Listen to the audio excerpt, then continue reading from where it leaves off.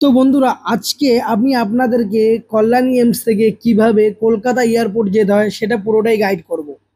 আর হ্যাঁ, ভিডিওটা কিন্তু স্কিপ করে দেখবেন না। যদি কোনো রাস্তা মিস হয়ে যায় তাহলে কিন্তু এই প্রশান্তর দোষ দিতে পারবেন না। আর হ্যাঁ, আমি প্রশান্ত দেবনাথ, আর আপনারা দেখছেন টুইন্স ব্রো ব্লগ চ্যানেল।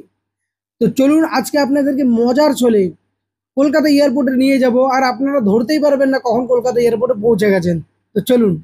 তো বন্ধুরা, আপনাদেরকে প্রথমে বলে রাখি, কল্যাণী এমস থেকে কলকাতা এয়ারপোর্ট যেতে আপনাদেরকে দুটো রুট আছে। এক, আপনি যদি চান যে আপনার গাড়িটাকে সার্ভিস করাবেন ও ট্রাফিক জ্যামের একটু মজা নিতে পারেন, আর ফ্রিতে একটু পিছন থেকে কেউ গাড়িতে ধাক্কা দিয়ে দেবে, সেই মজা আনন্দ যদি নিতে চান, তাহলে আপনি NH-12 হয়ে যান, যেটা বড়জগলি বারাসাত মধ্যমগ্রাম হয়ে এয়ারপোর্টে ঢুকে যাবেন।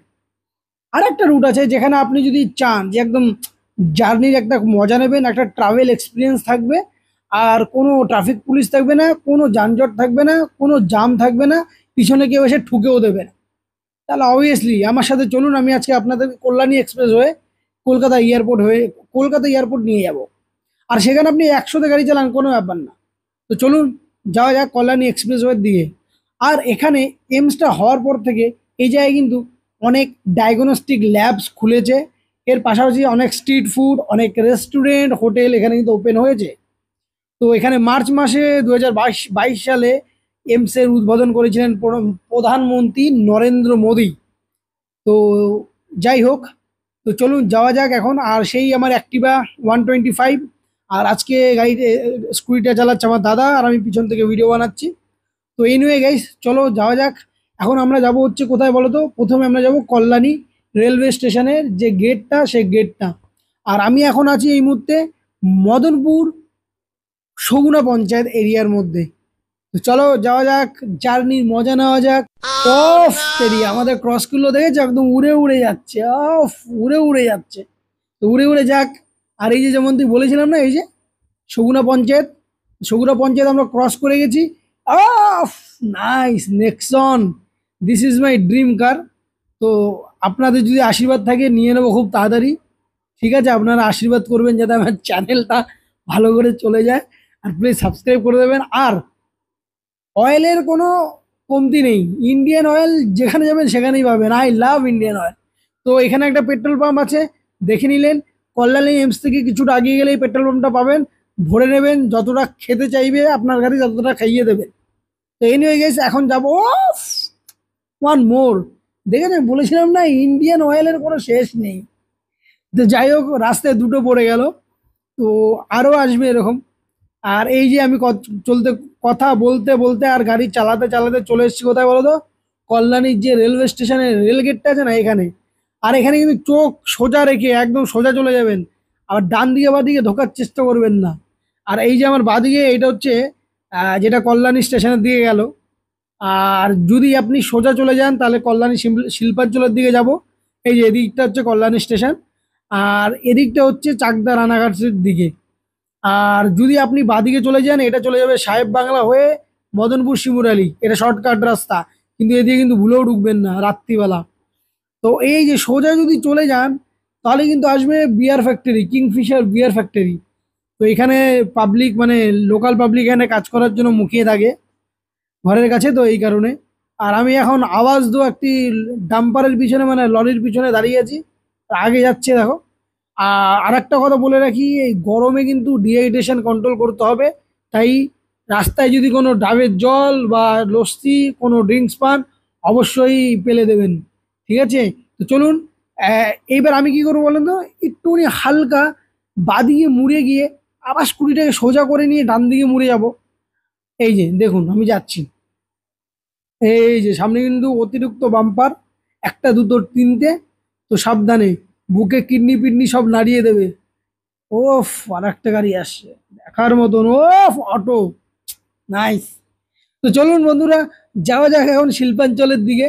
আর ও, শিল্পাঞ্চল যেতে যেতে একটা পেয়েছিলাম ডাবের ঠেলা, আর এখান থেকে ডাব কেটে নিচ্ছি। ডাবটার দাম 60 টাকা, এখানে 80-90ও আছে।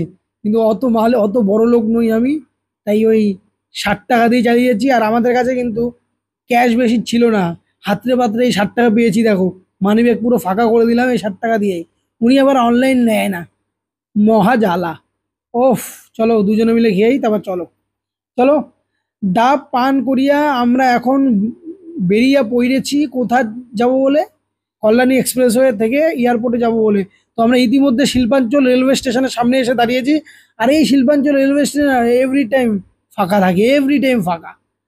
মানে হয়তো কোনো কপাল গুনে এখানে আমি এই গেটটা পড়তে দেখি, না তো ফাঁকাই থাকে। তো যাই হোক চলো।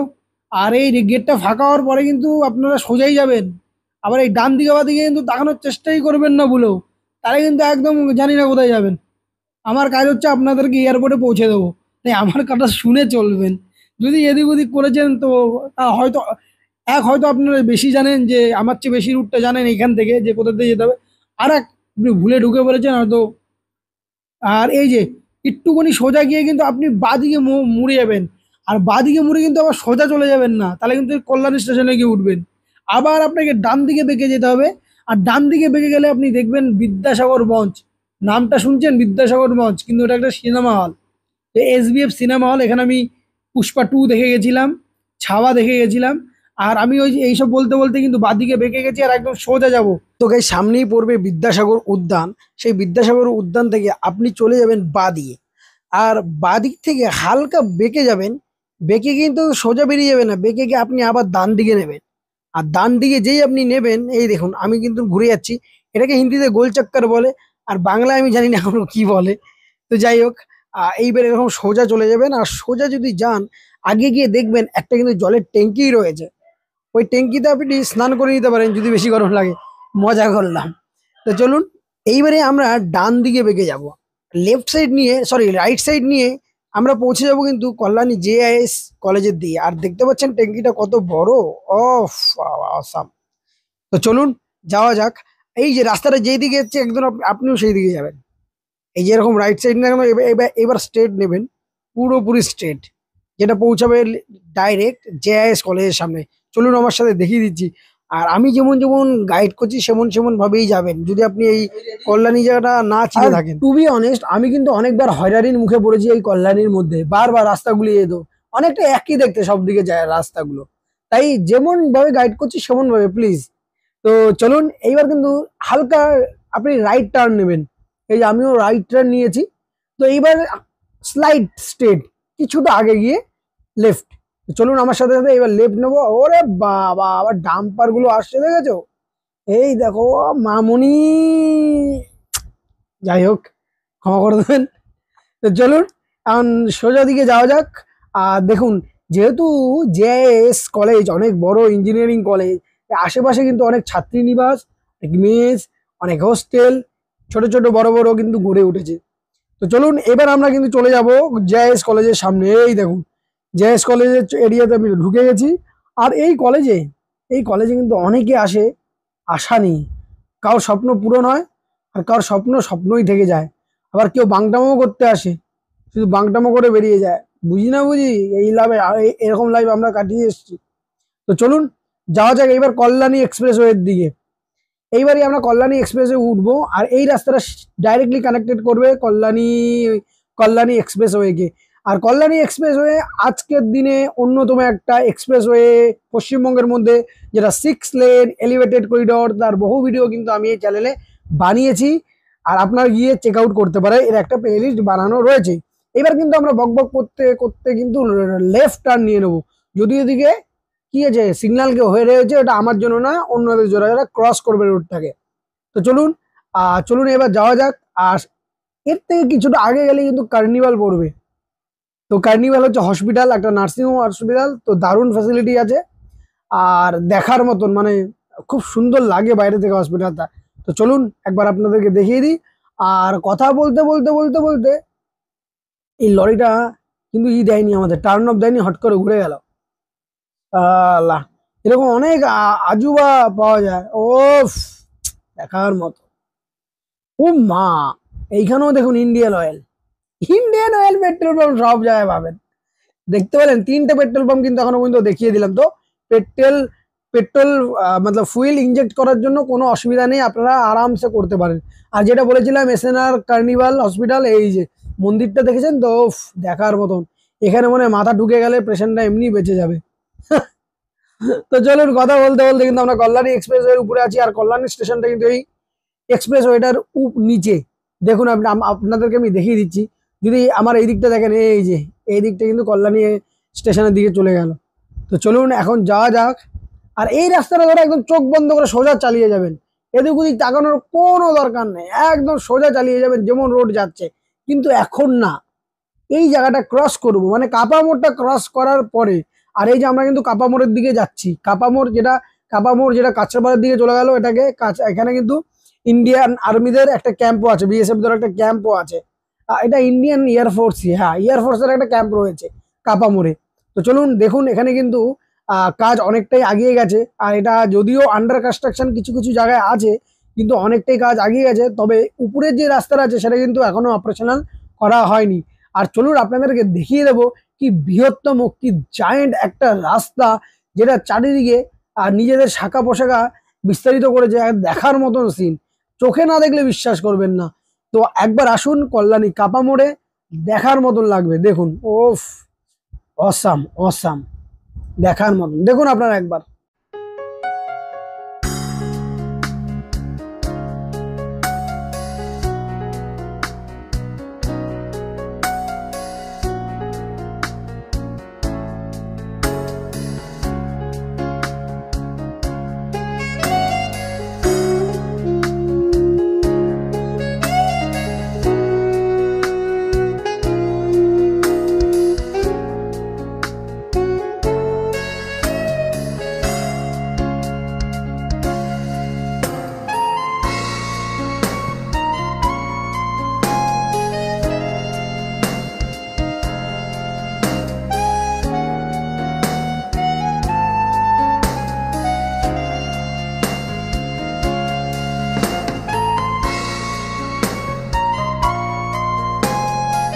তো বন্ধুরা দেখতেই পারলেন যে কত সুন্দর লাগে এই দৃশ্যটা। যারা আসেননি এই কাপা মোড়ে, একবার প্লিজ আসবেন।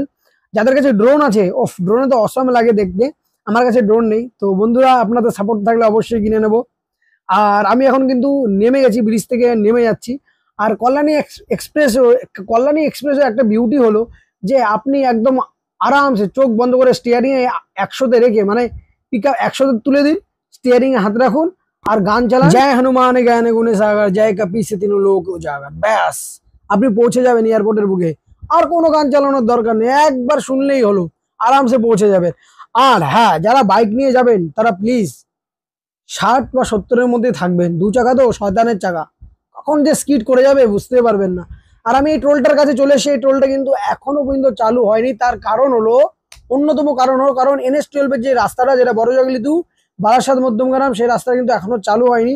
এই কারণে যারা NH-12 হয়ে কল্যাণী এক্সপ্রেস এয়ারপোর্টে যাবে তারা নিশ্চয়ই দুটো টোল দেবে না, কারণ NH-12-এ অলরেডি একটা টোল অলরেডি হয়ে রয়েছে।